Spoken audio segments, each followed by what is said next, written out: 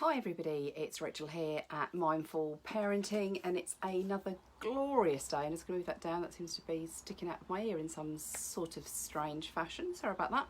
I keep these in because I've got loads of background noise going on because the other half's busy doing building work on our outbuilding.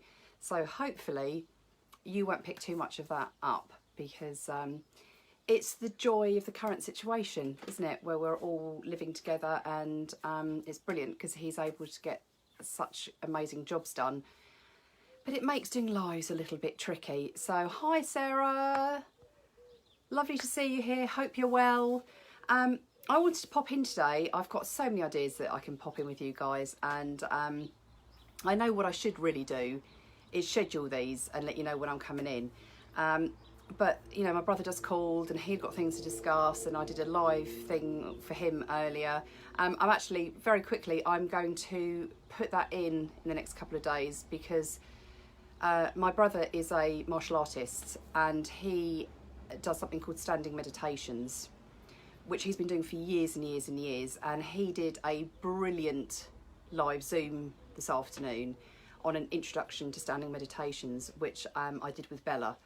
And it was so great that I said, can I have his recording and put it into this group, because I think you guys will love it. I could really feel the change in energy, like massively. And what was interesting is Bella always has cold hands, nothing to do with circulation. I think it's an energy thing. And her hands were really, in fact she said, God, my hands are really warm. What's that about? I was like, it's energy, it's your energy changing. She was like, really? And I was like, yeah, really. That's not what I'm here to talk about today, but why I'm here, I will mention it because I get sidetracked, as you all know. I want to talk to you about hand mudras. I love hand mudras. I'm going to do quite a bit of research over the next few weeks because I've found some information on a whole raft of them. But I wanted to share one with you that I think can really help you guys at the moment. And is a perfect one if either you or members of your family, especially your children, are struggling with anxiety levels at the moment. I'm going to keep coming back to this because it keeps being flagged up all the time that, yeah, it's, you know, great that the sun's shining, but we are struggling with where this is going to end, okay?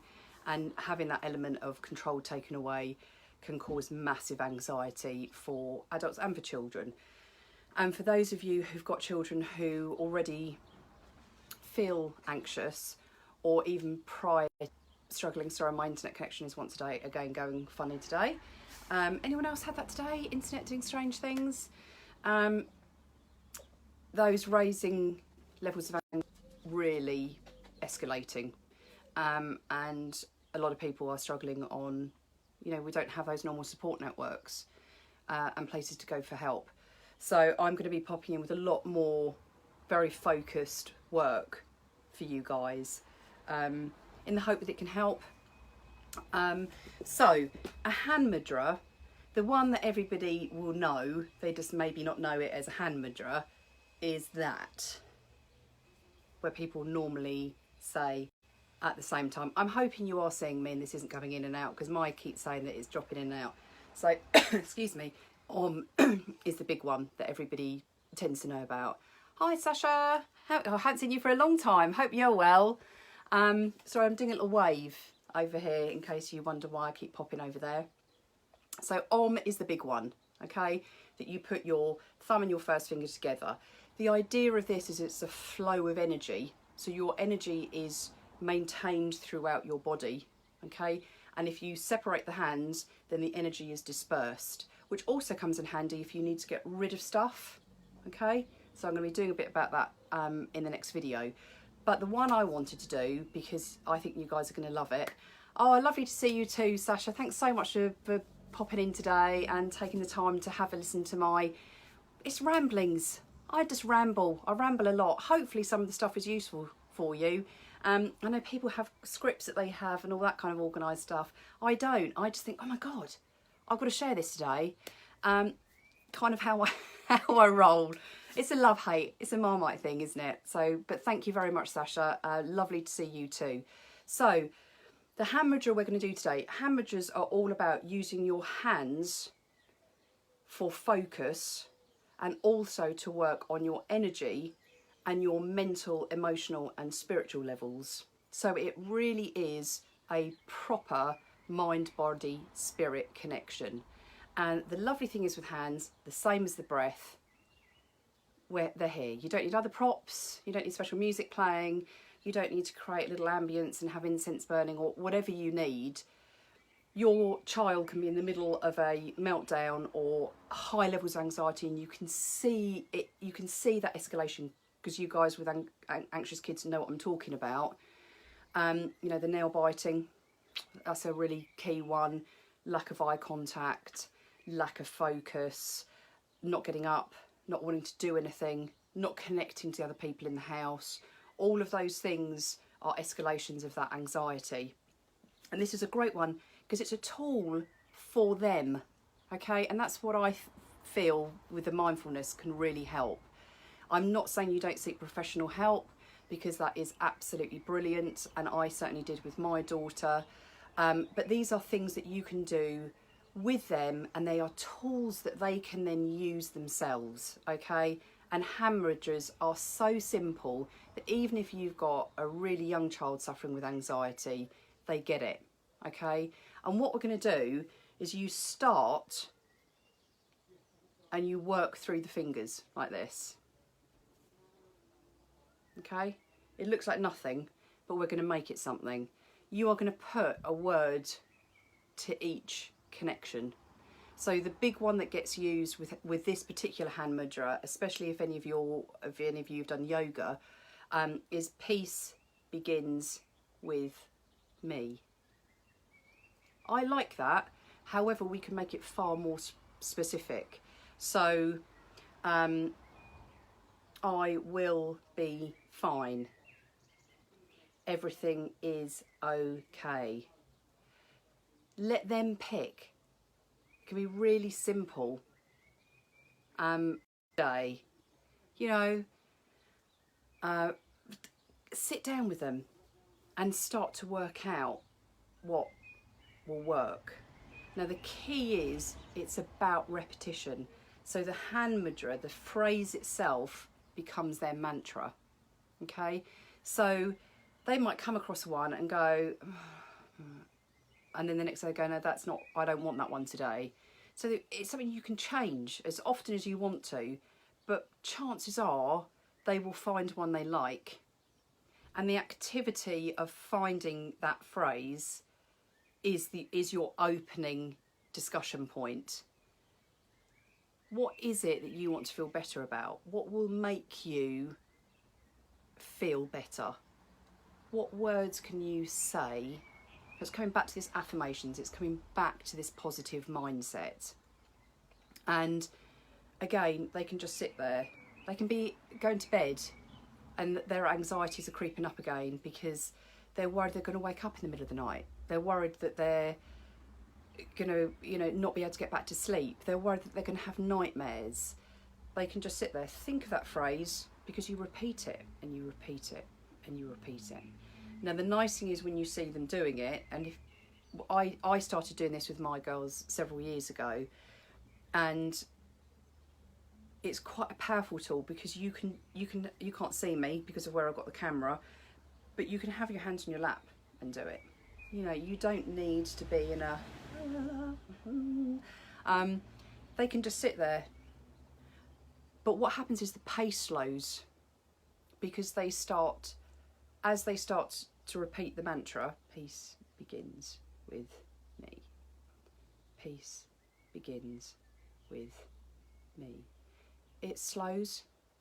And as that thought process, it starts to go from all of these random things that have been firing and focuses on those words, the physical body is now involved, and it massively affects the parasympathetic nervous system, which is your autonomous nervous system. So it's not something that they can control. They can't say, I need to slow my breathing, I need to slow my heart rate. But because they've got the focal point, the physical system starts to slow. So the heart rate drops, the blood pressure drops, the breathing slows, quite often becomes deeper, because obviously one of the key things when somebody's very anxious, it's an emotive reaction, so therefore the breath is shallow. I don't know if you've noticed that when your kids are in one, you know, and it might not be an anxiety. You might be finding your kids are really, really over emotional at the moment. I'm dealing with moods. Yes, teenagers. They're not in the room, so I can say it. And they're not on Facebook, so I'm safe. The moods, man. The moods are driving me nuts. And I'm having to take a lot of my own patience to not react to that. To not just go, oh, for goodness sake, really? Snap yourself out of it. Because that's what I want to say. And of course, I help nobody. We are also going to start going back to our hand mudras, because it's something that we haven't done for a while. My girls are now 13, and they're quite used to my... I'm always going on about something, and they're like, oh, do we have to do that now? But this one, I think they'll come back to. I think as soon as I say to them, do you know what, we're going to go back to these. Because when my daughter was in her massive state of anxiety, which, you know, it lasted for about 18 months on and off, it's much better now. We've found, you know, a lot of techniques that help her, which again, you know, this is one of them that I hope will help you guys. I actually saw her, she had to do a classroom assembly in front of the whole school and all the parents, and I saw her and I said, you just look at me, just keep your eyes on me, don't worry about anybody else, keep your eyes on me. And I was really smiley and I went, you know, just smile. But I could see her in her hands in her lap doing her hand mudra, and I had a little moment where I kind of went, because she was so used to doing it that it had become a tool that she just went, I don't think I can cope, what can I do, because I'm now here, I can't walk off the stage, because she'd have been mortified. She doesn't want to cry because she'd be mortified. So I saw her, and then I could see her literally her body just went, because it calmed her, because it was her go-to place. She could control it. She might not be able to control who's watching, she might not be able to control what happened on the stage, but this she could control. So it's a really good one. And if you've got, you know, we've all got the kids at home, and I know many of you got kids with, you know, you've got, some of you have got some quite big age ranges between your kids, little and large.